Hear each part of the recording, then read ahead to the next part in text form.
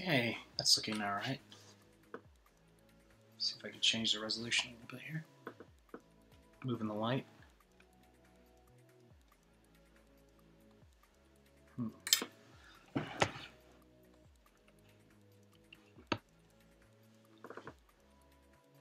There we go, that's a little better.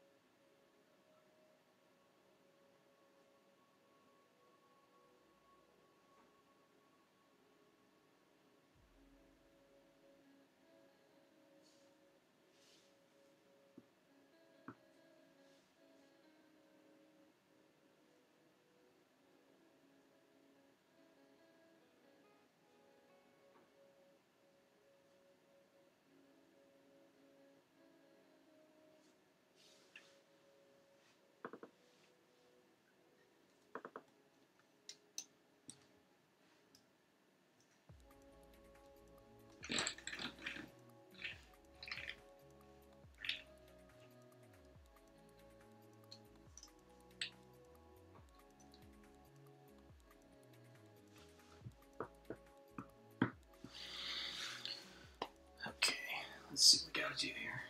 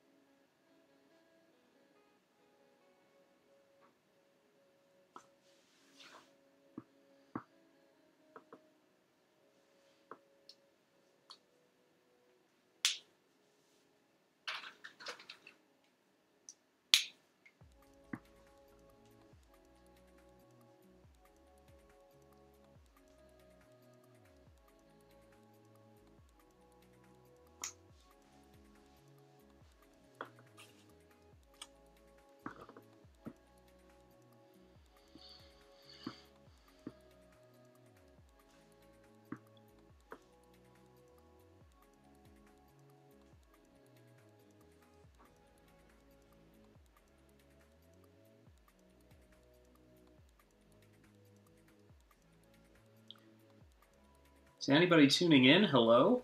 My name is Shanth Enjeti, and this is Shanth Enjeti Art, and this is a chill stream. And doing some painting for Book 2, which is on Indiegogo right now and available on demand, and the link is in the description. Doing some detailing on almost a Kong versus Shin Godzilla painting. And I sort of feel like this is almost like a Shin Kong or a Shin Gorilla. And I'm trying to give it this kind of intensity as they do battle. And the gorilla is summoning lightning power, which is a bit like what happened in the Kong versus Godzilla, the original one that came out, the Japanese film, if you're a kaiju fan.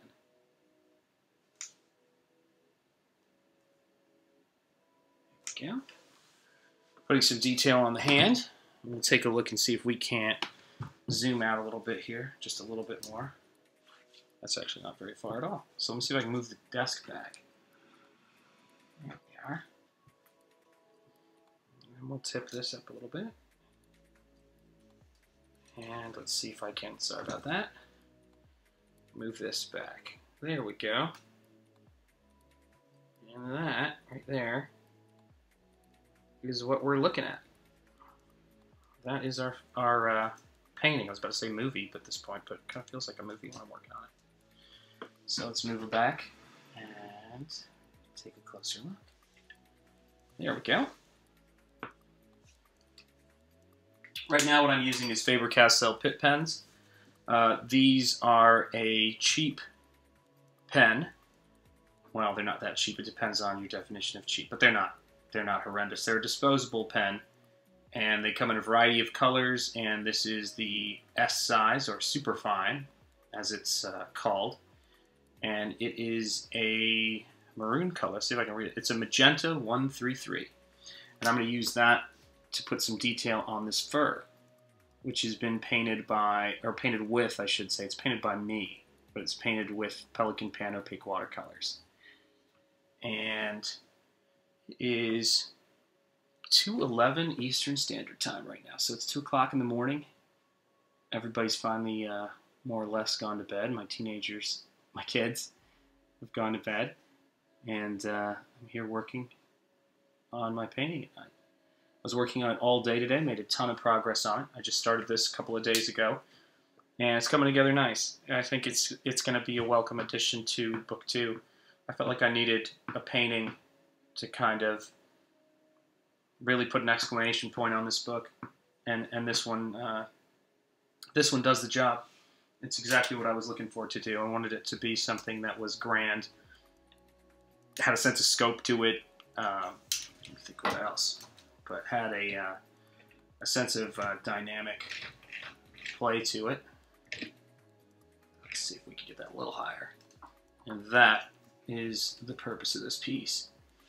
And it's a pretty tricky thing to paint. Painting the atomic breath on Godzilla is always really difficult to do because I want it to look, dynamic and interesting, but then I'm working in gouache and I have to give it that kind of lit quality to it, make it feel like it's energy. And it can be done, but it's a little bit tricky, and it's about getting the values right and making sure there's enough dark around those highlights.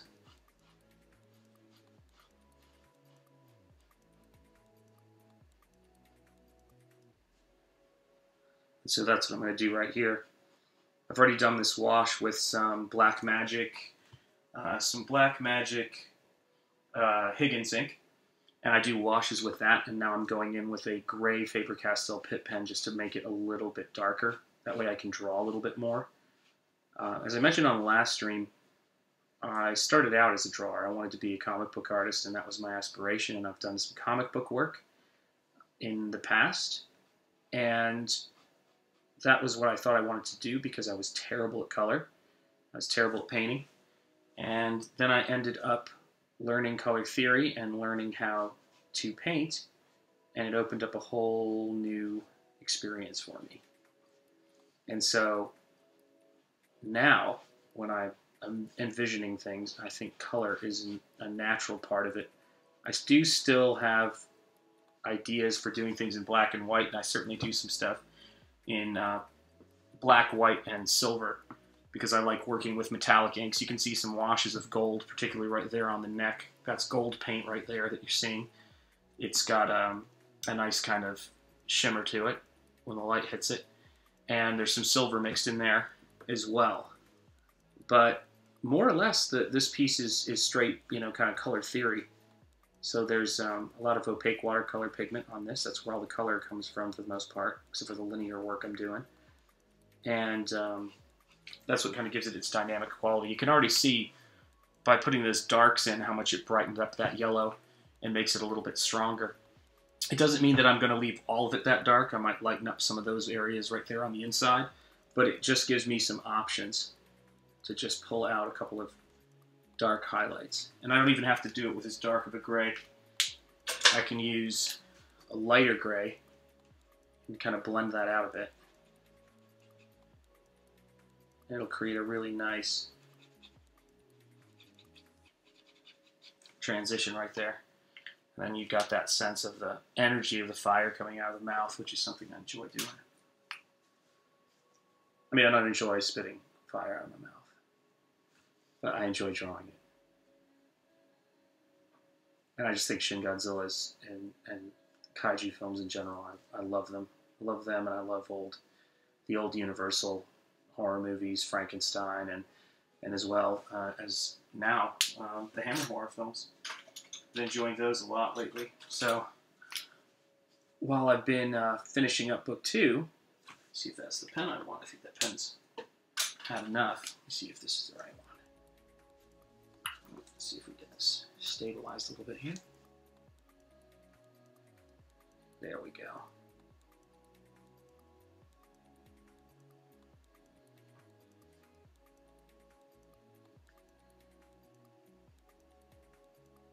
It's late here on the East Coast, but I'm a night owl, or I should say maybe a morning owl, because I think it's morning already here.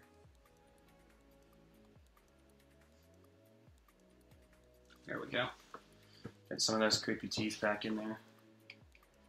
And I still may do more with them, but this is just kind of a first pass. There we go. And again, anything I do to make the areas around the mouth darker is going to make the areas inside the mouth lighter. And you can really see how that intensity starts to come through. I think I'm going to do some, I don't know, obviously it's sort of the natural thing to do to create the contrast, but I think I'm going to do some whiter washes in there. So let's see what that does.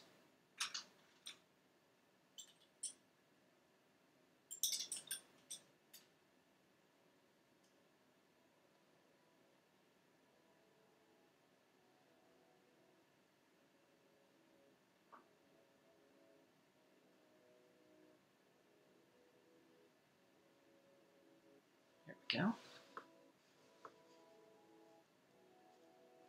See if I'm getting a glare on there. Not too bad.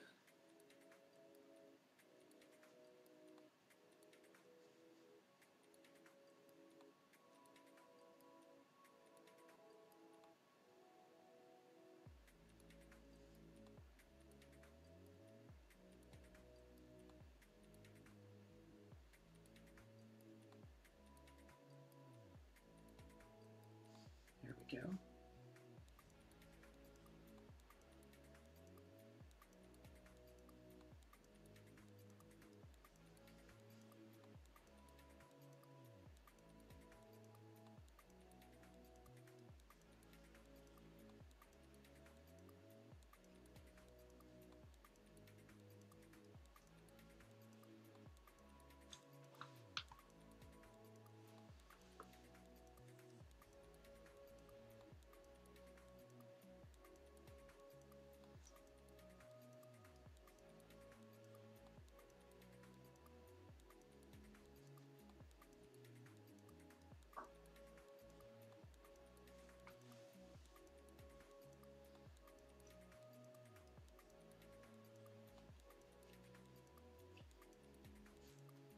There we go.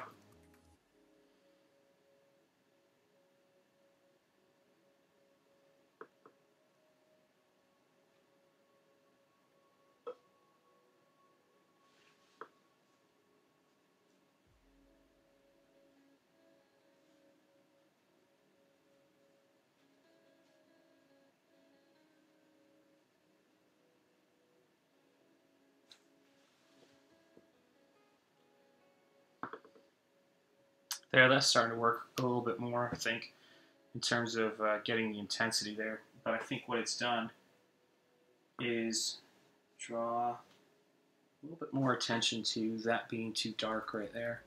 It's not as dark in person as it is on camera, but it's still too dark. It'll shift in a second as that darker value kind of comes through and starts to emerge. But I do want it to be prominent, and the highlight inside of the mouth so that it looks like there's a heat intensity to it.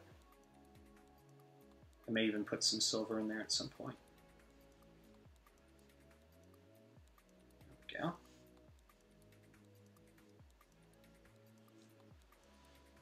There, that feels like it's got a little bit more intensity to it now, value-wise. There we go.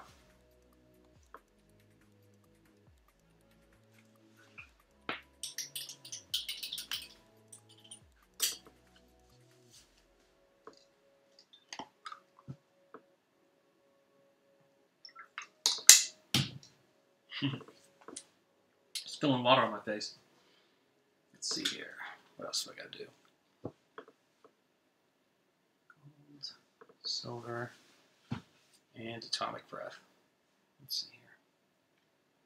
See how close we can get there. Yeah, that's better. Yeah, it definitely feels like there's some intensity to it. Hey guys, I just realized people are watching. Good to see you. Let's see here. Okay, so I think I'm going to hit some purple and a highlight in there. Let's see how that goes. I look for little areas where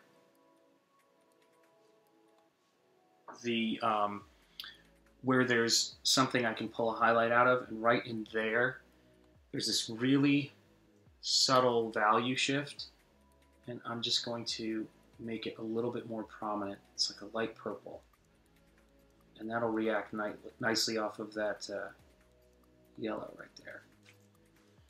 There we go. And it's going to shift a little bit darker because, again, opaque watercolors have this tendency to shift a bit when they dry. And if it doesn't shift as dark as I want it to, then I'll just go over it with something darker. So even though it looks like it's a similar value, what's happening there is that purple is going to push that yellow a little bit more. There we go. That's about the right value I want. And now it's starting to really feel like there's an intensity to what's happening there. And hopefully if I can get the values as dark as I need to get them on Kong, for lack of a better way of putting it, although it's a strange looking Kong, it's kind of influenced by RIGOR and their beautiful new gorilla figure that they're coming out with. But if I can get it looking more like that, then it'll be it'll have a great intensity when he's shooting his lightning. So let me take a look here. Okay, put a little bit more dark right in there.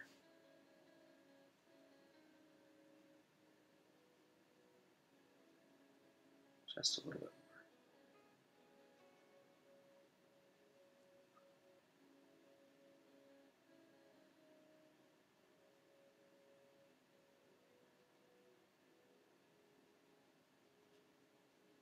There we go.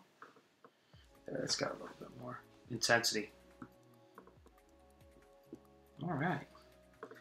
Now let's see what else I've got to figure out. See if I can figure out these hands just a little bit more.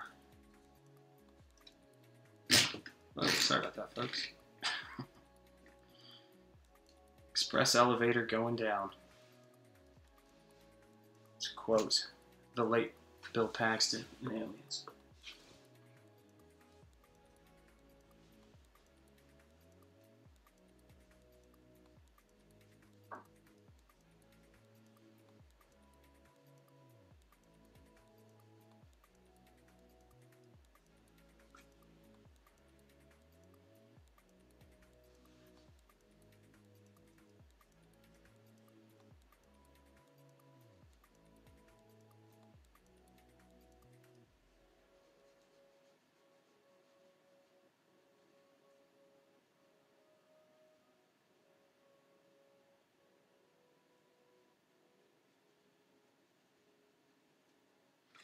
I'm moving the position of the fingers because I just didn't like that. Actually looks horrendous. I'm moving the, the position of the fingers because I didn't like where they were located, and I feel like it was hurting the composition. I don't have a problem with the third finger, you know, kind of coming out a little bit further there. To be honest, I probably should have roughed in the hands when I was a little further along with the painting, but I think that I want to keep the distance between the hand of the gorilla and the hand of, well, the hand of both kaiju. I just want to keep them apart, and it was starting to feel as though those hands were kind of getting in the way of the composition. I think they're a little bit better where they are, not so hunched over, and then maybe I can elongate that forearm right there. That feels like it's a little too short for what I want. I want the arms to be small, but I don't want them to be that small. I want to beef them up a little bit, so take a look and see how we can do that.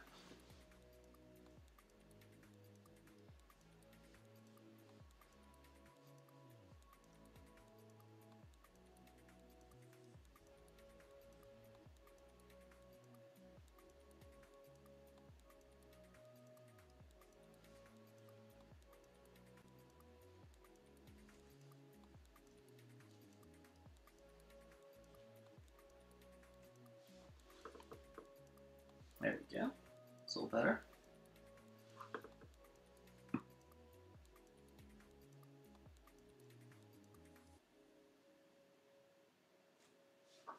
There we go.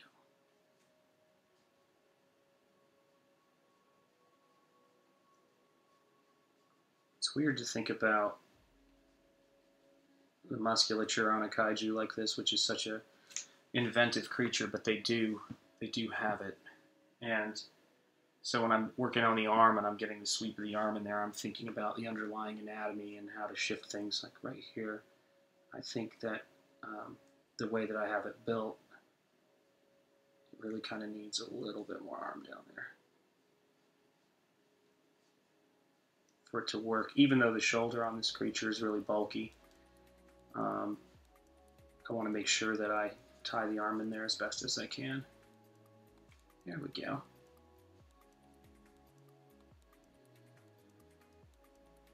There we go. That's a little bit stronger. That feels a little bit more convincing to me anyway. I think that's a big part of making these creatures work is, I mean, you study and you study and you study and you pick up as much as you can in terms of how anatomy works and how structure works. You just drill and drill and drill. And it's always kind of one of the big things I try to impress upon anybody who's interested in doing this kind of work is that do not avoid that phase of your career as an artist, or I should say in the phase of your time in your 20s, when you're younger, or whenever you start, to be honest, on the studying phase. Because you're not going to be able to have the reflexes to invent anything. You have to earn the right to invent through study. And if you don't, no one's going to come up to you and say, oh, you can't invent things. The things you invent just aren't going to be very interesting. And I've met some amazing artists, and I've seen and followed some amazing artists whose powers of invention, people like Simon Lee, who designed all of the kaiju for the most recent Godzilla film, and who's worked on movies like Transformers. He's just a brilliant, brilliant artist. And, I mean, that guy works so hard and studies so hard and makes it happen. And he didn't even really go to, I don't believe he went to school for it at all. He just was a self-taught, brilliant sculptor who just worked like crazy and put the time in. And that's really what it's about, putting that time in. And even though, you know, at 2 in the morning, I'm exhausted, I need to get my time in on this work, on this painting. And that's what I'm going to make sure I always do. I roll out of bed and I start, you know, working as soon as I can. and try to take care of the things I need to take care of. Stuff I need to do around the house, the stuff I need to do as a dad, the stuff I need to do as a husband, and then obviously the stuff I need to do as an artist, and stuff I need to do in my role as a teacher when I'm teaching. And it's all a lot. And when I'm on my summer, I'm always trying to shift all those gears. And it takes me a couple of days to get into it a bit, and get into a groove. But I'm sufficiently in a groove now, and this painting is an example of what happens when I get into a groove. Usually takes me a couple of weeks when I'm shifting gears from teaching to painting and make it work.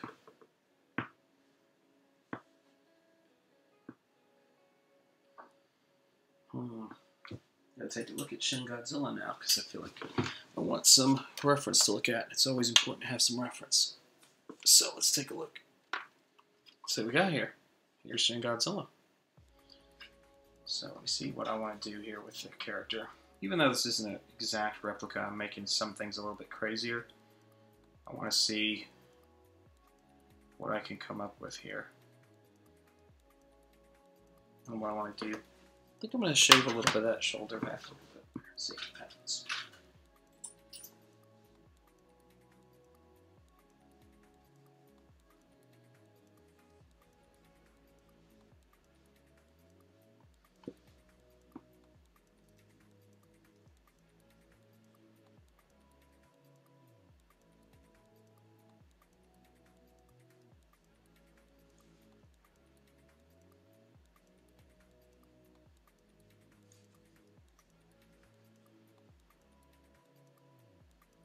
There we go.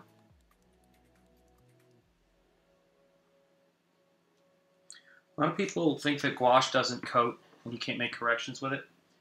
The biggest thing is getting your paint consistency right. If you know how the paint works, you can get it to happen.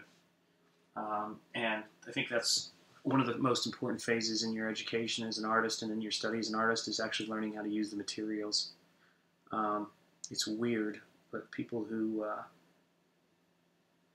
know how to paint, the most important part of their educational process is not rhetoric, it's hand skills, and it's building up a big visual vocabulary and a large skill set.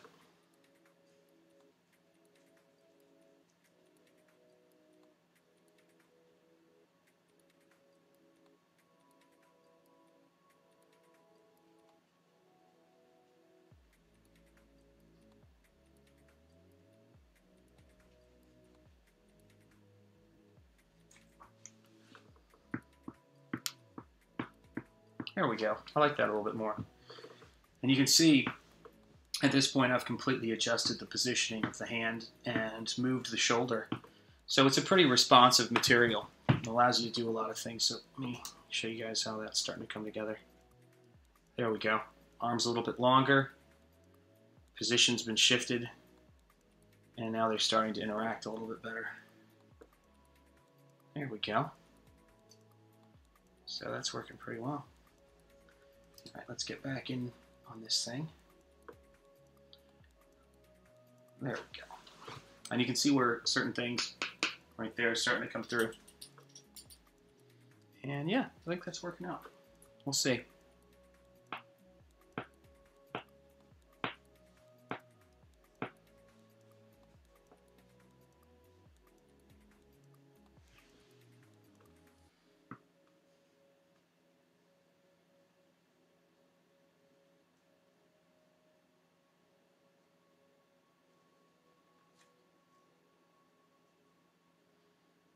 Put a little bit of a warm in there, and it's a little bit of a trick I'm doing to take the gray of the black that I was covering up. I don't want to put too much paint there because I think I'm going to put a thumb in there.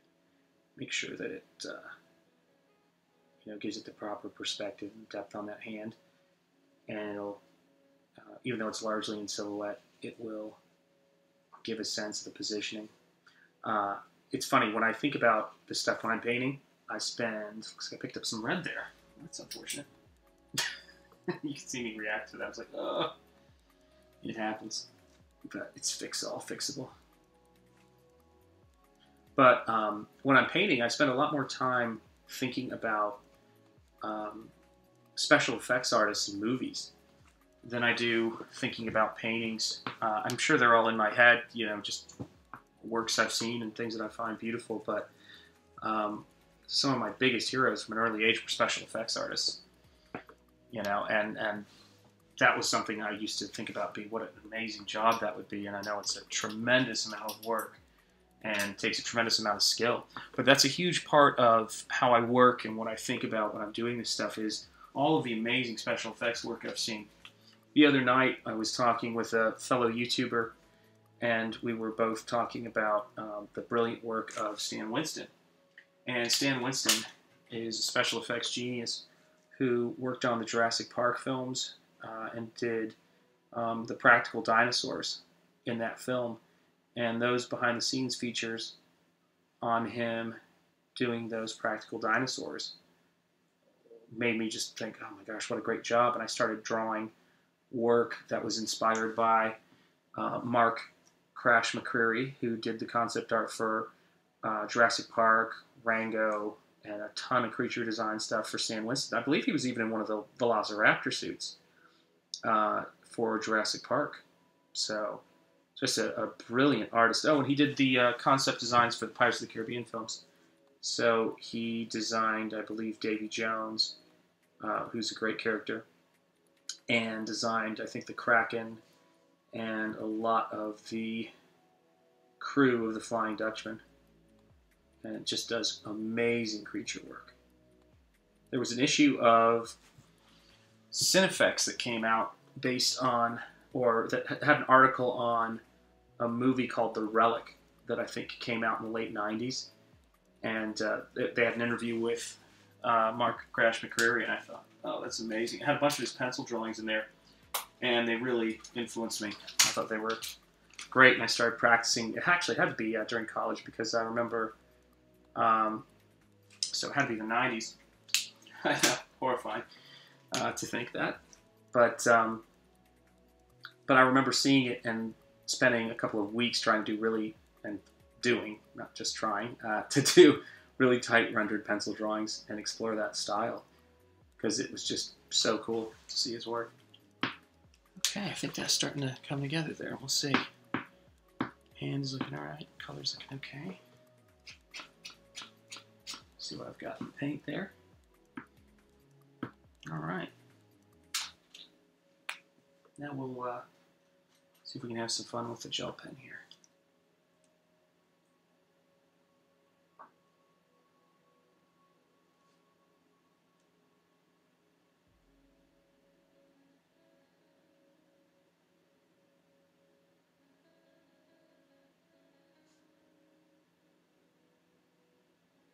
It's a Sakura Jelly Roll pen I'm using right now.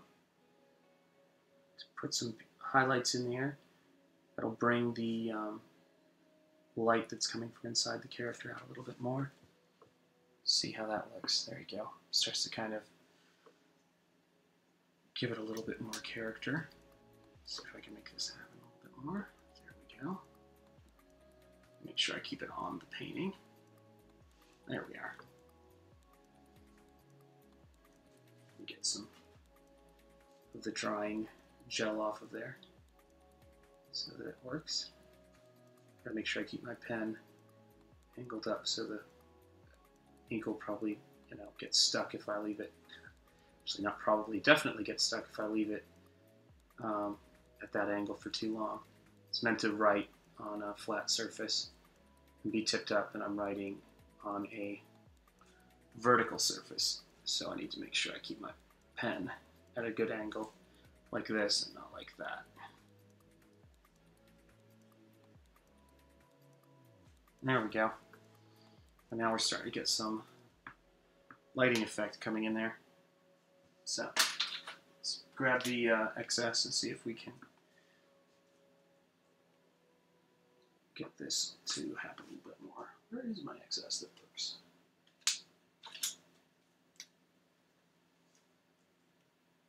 See if this is the one. No, that's not the one. So I had it. Just need to give it a second. There we go.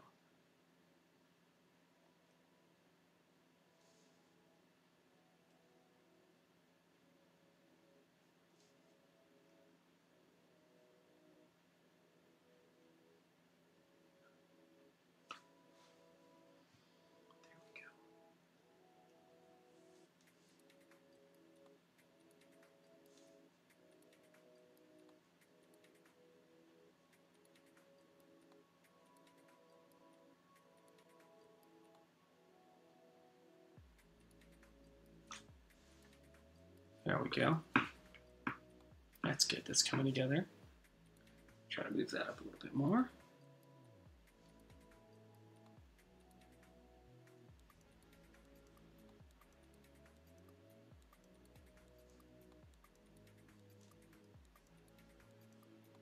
For those of you guys just tuning in, my name is Shanth Enjeti. That's how you pronounce that name down there.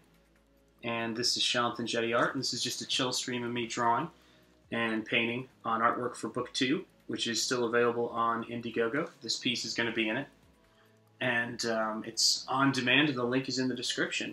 And it's so funny. I keep looking at this, and I keep seeing letters that look like an S to me for a second. I said, oh, I should write something in there, because sometimes I will hide stuff in my artwork. But we'll see. If I ever hide anything in my artwork, it's usually not my name. I usually will hide my wife and kids' name in there. Hey, there's boss. Good to see you. It's coming along. It's taking some time. I just finished watching your video on the Snyder Cut.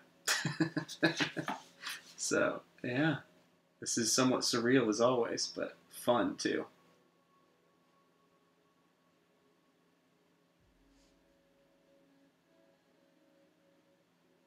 Let's see here. Yeah, I've got some detail happening on it now. This is where we're getting to.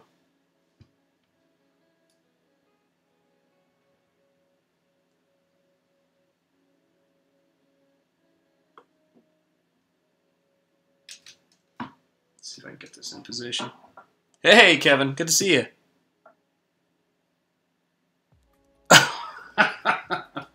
Who do I think? I feel like I should make Michael weigh on that too. Gosh. Hey, Shanth, who do you feel deserves to be on the Mount Rushmore of movie monster creators? Well, first we got to have Jack Pierce. And Jack Pierce is... Oh, Lon Chaney Sr. has got to be on there. Jack Pierce would be the second one.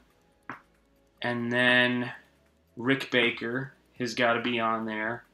And I can't think of who I would have on there for the fourth face. That would be the most difficult decision in the world because there are so many amazing creature creators. And you know I love Guillermo del Toro. I think he's fantastic, but I think Guillermo del Toro would agree with me on those first 3. So that's the problem.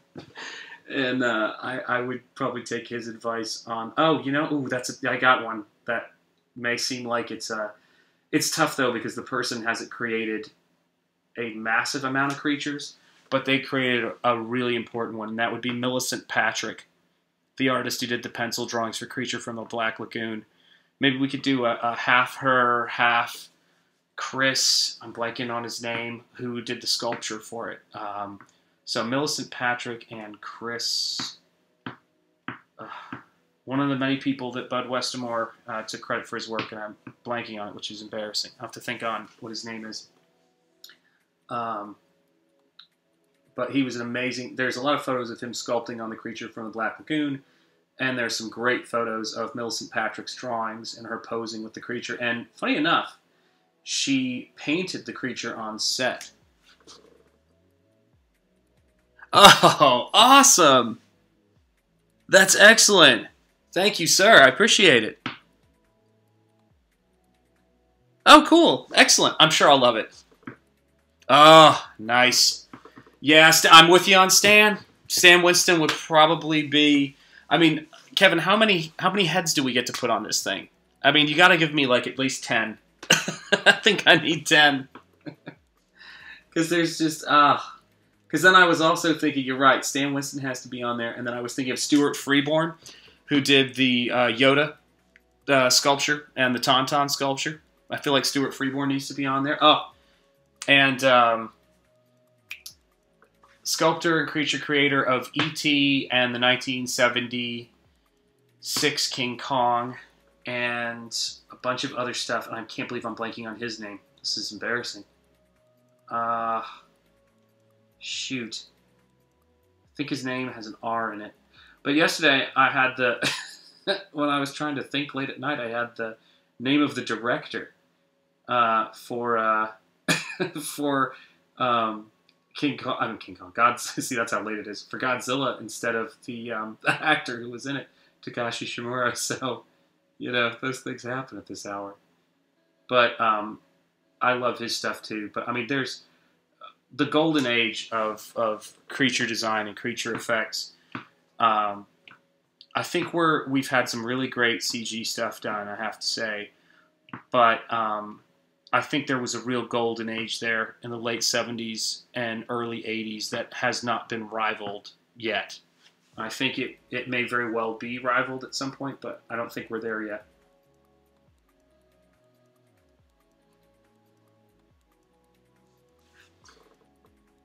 It's a great, you know, it's the best stuff. It's the stuff of fan culture right there. You know, I mean, it's what I love about it. You know, I think it's like when someone asks, oh, absolutely. Yeah, I woke up this morning and, you know, handled some phone calls with family, checking in on everybody, seeing how everybody's doing. And then I sat right down and said, I need to get it done. And when we were talking about First Sergeant Andrew McKenna in terms of, you know, the time it takes for me on a piece like this, when I'm working on a piece like this, my mind is always just feasting on my passion for movies. You know, I mean, I just love movies. And I started Hound of the Baskervilles, the Hammer version of it, last night, and I haven't had a chance to finish it yet because I fell asleep because it wasn't exciting, because I was like, I need to be awake for this, and it just gets me thinking of paintings, and so I just was in that zone today of just feasting on movies and thinking about movies today while I was working on this, and it's just been a blast, you know. And I've had to reshape the hand right here and move a couple of things around. But when I'm working on, there we go, on the face right there, I'm starting to get the atomic breath in and starting to get the detail where it needs to be. Let's see if I can line that up right. There we go. And so that's a huge factor for me when I'm working, is keeping all that inspiration, all that stuff in my head. And that's a fun part of it.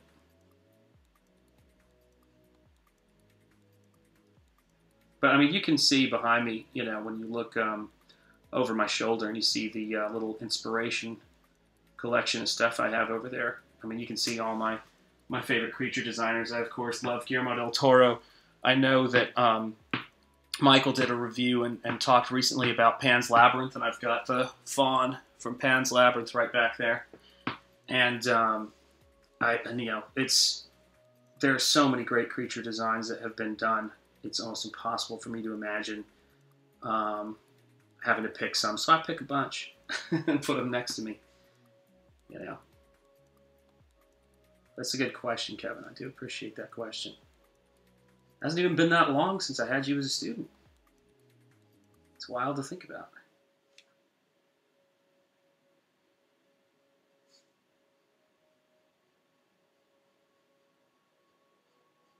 There we go. Getting that detail in on the neck.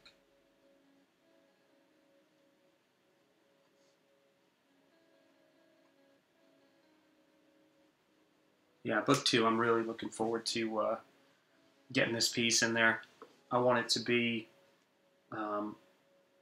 I just wanted one more really dynamite, grand scale piece in the book, and I think this one is fitting the bill right now.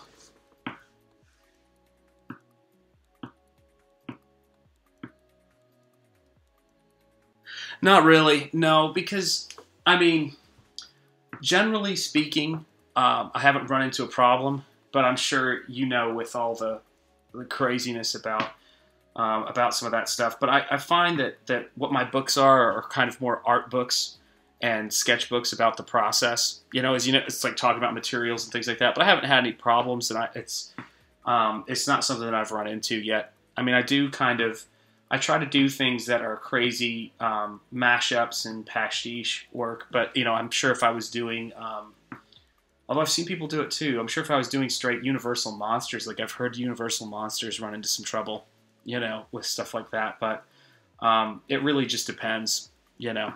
It just depends. I'm sure it happens. I know how some studios can be, but it's interesting. One of the conventions and I haven't been to it yet. I was planning on going to my first one this year, a convention called G-Fest, and a lot of the comic conventions, I've been told, or there are artists who are selling and are known by the studios who attend those things, who are selling just straight, you know, Godzilla, Mothra artwork and prints, and I don't know I don't know why their policy is different on it, but it's interesting. Yeah, but no problems yet. And I think that might also have to do with the nature of crowdfunding, which is to say, it's to back a project, you know, in theory, and it's not to purchase it. But I'm sure if I was writing a comic book or a graphic novel about any of these characters, and it was just 100% them, I'm sure I would run into stuff. I can imagine. You know, I think that would be more near with Mark, but who knows?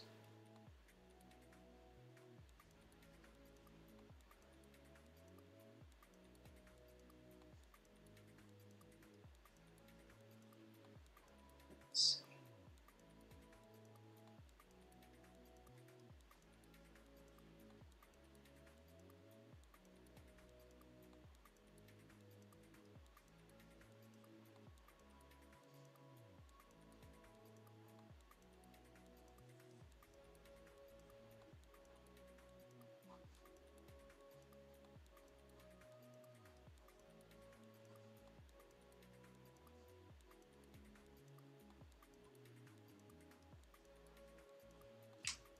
Just trying to get as much detail as I can get into the neck on this character, because it's such a strange character.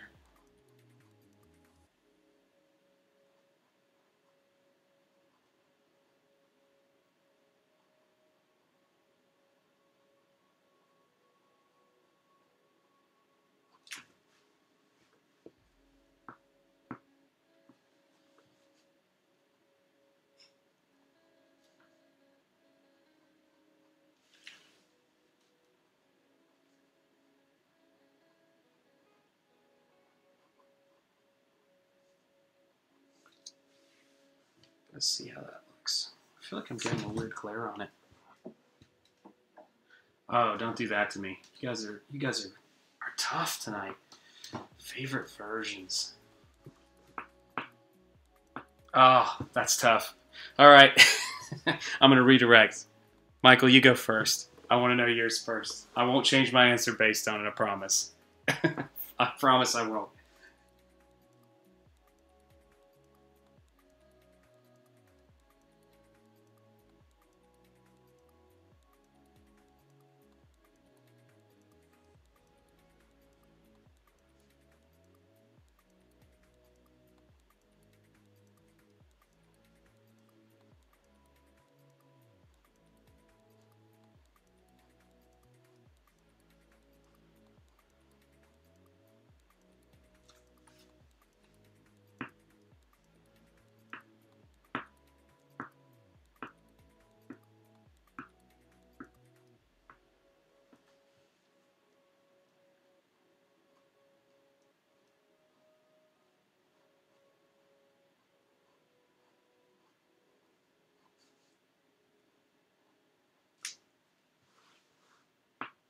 The amount of detail in there is getting crazy.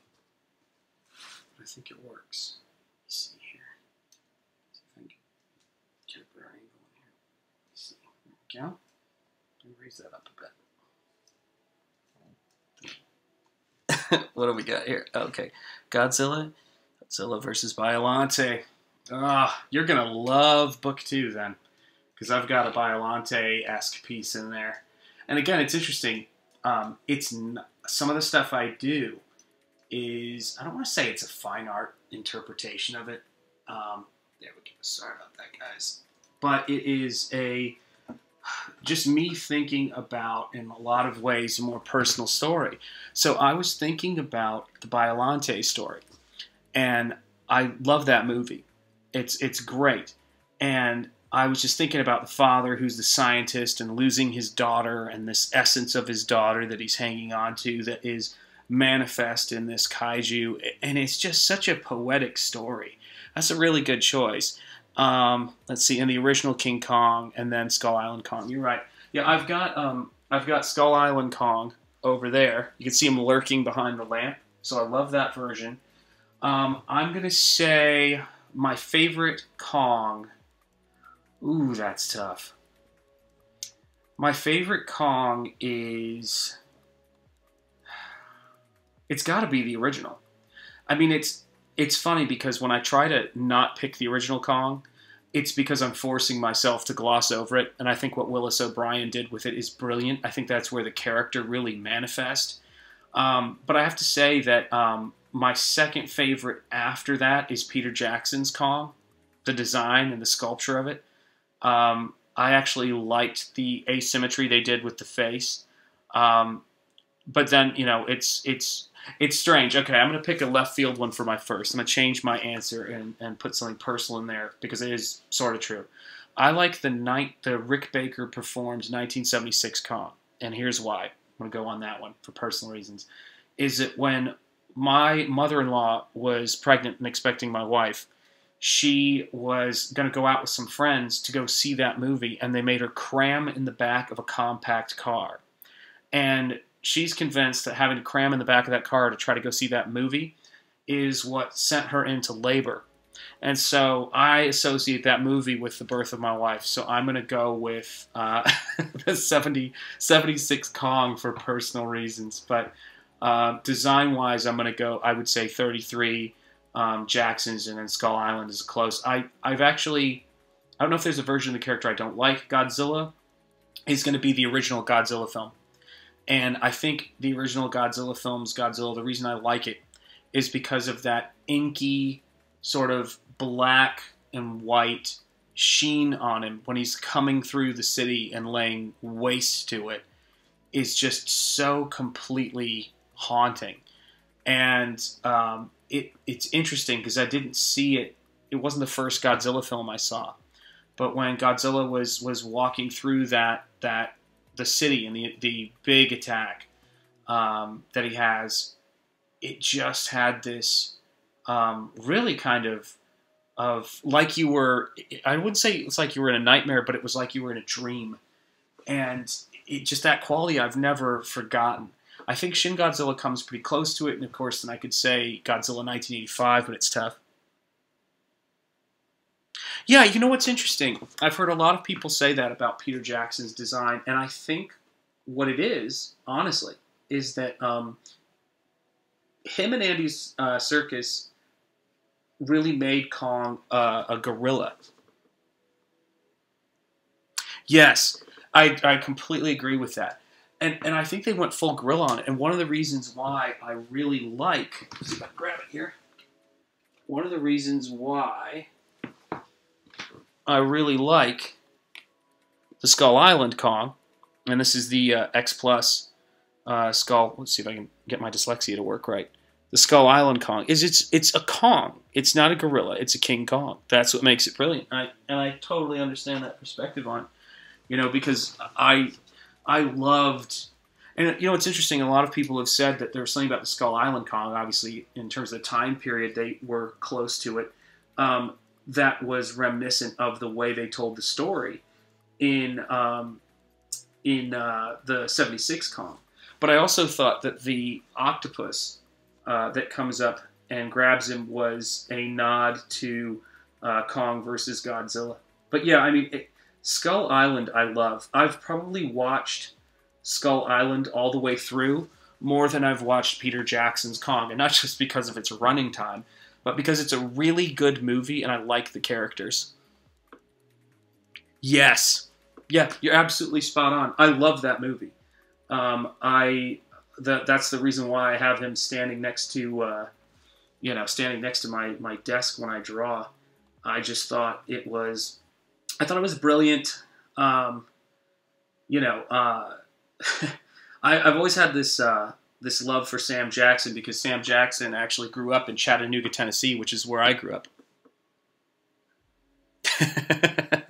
Yeah, I mean that's the thing I like about your reviews. You always give it straight, and it's like but that's kind of the fun of, to me anyway, that's always been the fun of fandom. It's just like having a Godzilla, King Kong, special effects, horror movie. Who's your favorite actor to have played Dracula? Who's your favorite actor to have played, Frankenstein or Sherlock Holmes, or, your favorite era of Godzilla films. And the tragic part and wonderful part is that we tend to own almost all of them anyway. It's like we have these massive collections of things that we debate, but that's the best part of it,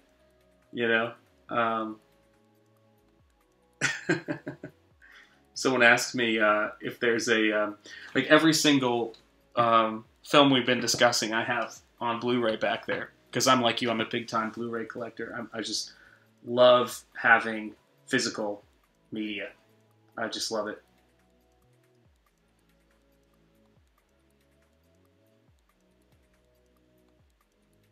And to be honest, it's I'm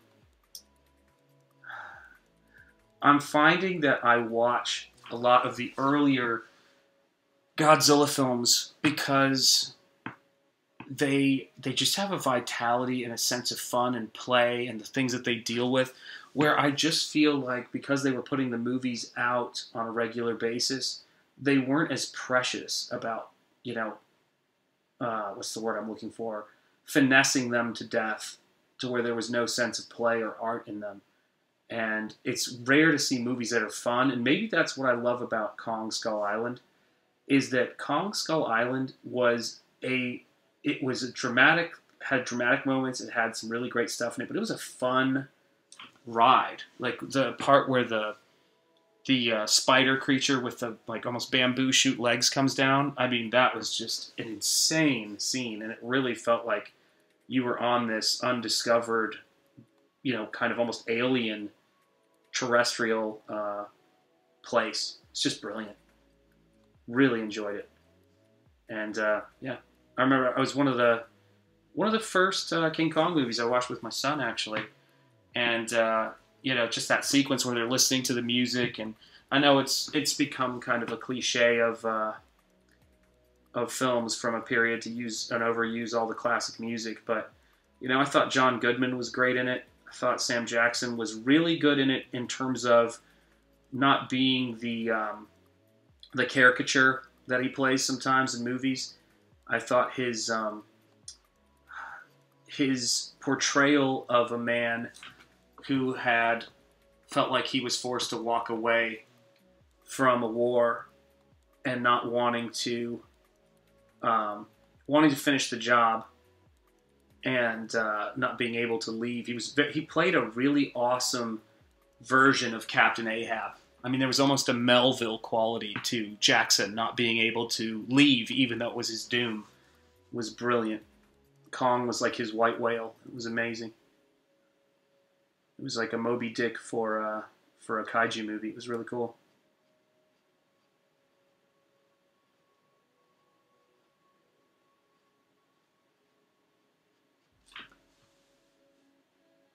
There we go. Now we're getting some detail into that face.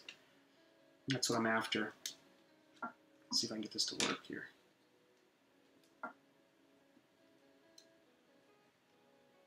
There we go.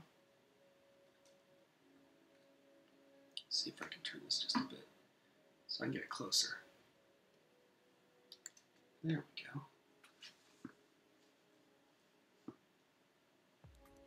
Is that working? You see, oh, actually, I'd probably check it on the camera. It's probably easier.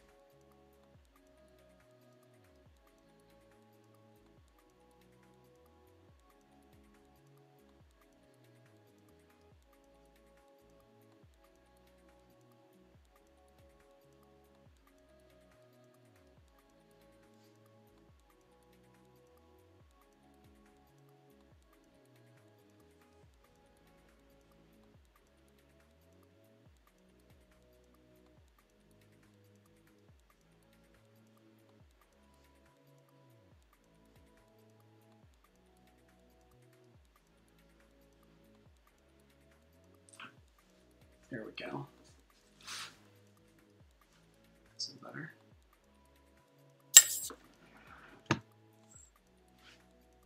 That's working. I need to move my camera over so it's not covered up by my head. There we go.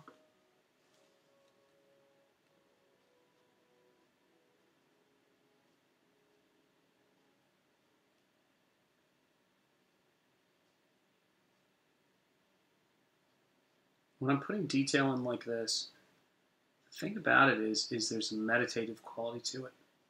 It's not a tense quality. I'm not worried about getting everything, you know, quote unquote perfect.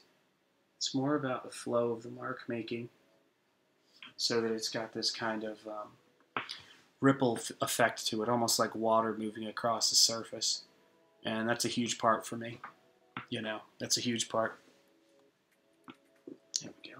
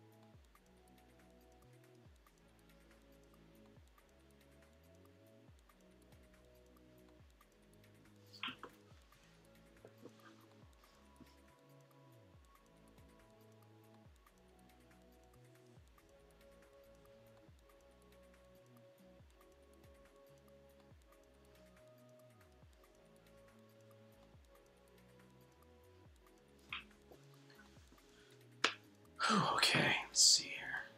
That's starting to work. Let me see if I can move this thing back so I can get a better look at it. You guys can get a better look at it. Oh, pulling the camera here.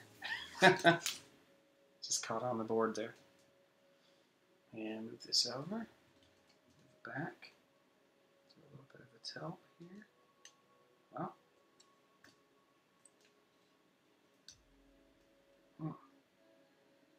Is that as far as we can go? Maybe it is. Okay, let's move that around. Tip that just a little bit. Let's slide back just a little bit more. That way we can start to see what we got here. Oh, that's what it is. I was doing something wrong. So that's the sketch. That's the body. And that is where we are right now, and you can see that I'm trying to get the lightning into there a little bit. Hopefully I'm getting more light on it, but I'm trying to get the lightning into there and that kind of electricity, because I still remember how cool it was to see Kong super powered and having that lightning in that movie. So I'm just, you know, it's a lot of mix and matching right now of different things I like, and every book will have different versions and mix and matching of monsters and creatures and things from different movies splashed together, and that's kind of where we're going with this one right now. It's just getting that kind of intensity, you know. It's of a fight about to happen, and I've done a couple of these paintings, but I think this one is starting to get something that's a little bit different, and I'm really excited to see what will happen and what I do with the rest of the the Kong, you know, with the rest of this kaiju. You know, it's like part King Kong, and there's part of the War of the Gargantuas in there. You know, it's a couple of different things, but it's got a nice look and feel. The character, not the painting. I like the painting and all, but the creatures in War of the Gargantuas just have this really great kind of Frankenstein-based empathy in them. But that's the plan, you know, is to tighten this whole thing up, guys. So I think I'm going to knock off for the morning, I should say, because it's 3 o'clock in the morning here, and I'm feeling it. I got a late start on the stream because I was up watching movies with the teenagers. So you guys take care.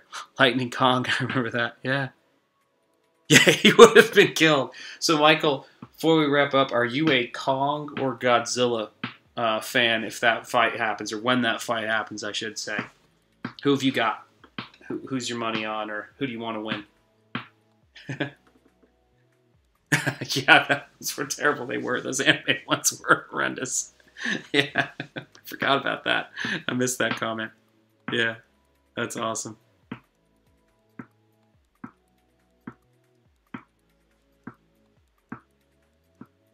Yeah, I gotta know, like, Kong versus Godzilla, who have you got? Because I've heard some people, because I guess in the Japanese version they were more ambiguous and or sort of pointed that Godzilla survived, but that was removed in the American version of it. I know a lot of Godzilla fans cannot stand that it seemed like Godzilla lost at the end of that movie.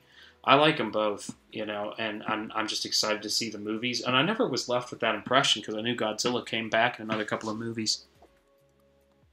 Excellent. I vote Kong. All right. Excellent. Yeah. I mean, obviously, I think I've got Kong more represented here than I do Godzilla, so that may be the way I shake out as well. But I'll be there for the movie, I can say that much. And I will definitely be there for the Choice Voices reviews. So I'm really excited to see what you make of that. Have a good evening, my friend, and take care. Take care, Kevin. Take care, Michael, and take care anybody who's checked out the stream so far. And I will see you guys soon. All right? Peace.